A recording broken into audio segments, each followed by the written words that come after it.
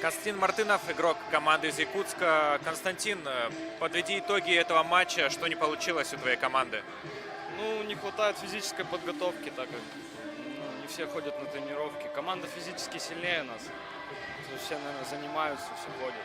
А у нас ехали, чтобы победить, но так получилось. Если итоги сезона подвести для вашей команды, в целом, как оценишь и насколько вы сами рады участвовать в таком турнире?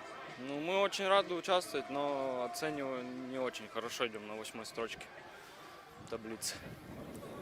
Как думаешь, что дальше? Какие у вас планы? Дальше продолжать оставаться в футболе? Да, конечно, буду продолжать оставаться, стремиться дальше. Спасибо большое, удачи. Михаил Васильевич, результат не самый хороший, удачный для вашей команды. Как оцените саму игру? Так, ну конечно, тяжело комментировать после такого поражения. Да, тяжело. В этом году самое крупное поражение у нас. Так, ну скажем, физически что-то сегодня ребята вообще не бежалось. Конечно, сегодня утром прилетели, поспали только 3 часа. Тяжело, конечно, после такой поездки собраться, выйти на поле, там играть. Ну, конечно, хочу поблагодарить своих ребят за то, что провели хороший сезон, постарались, что умели, то, что делали. Ну и хотелось бы отдельно СКА Хабаровск поблагодарить, то есть чемпионцам мои свои поздравления.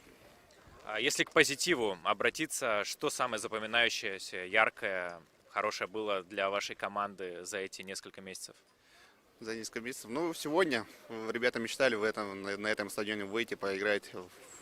Впервые некоторые вышли на такой площадке, которая играет в ФНЛ и так далее. Многие мечты сбылась.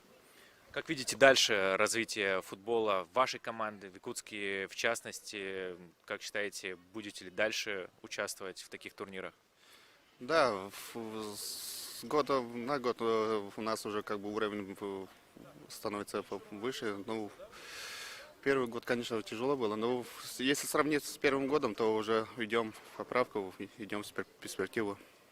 Спасибо большое, удачи вам в дальнейшем.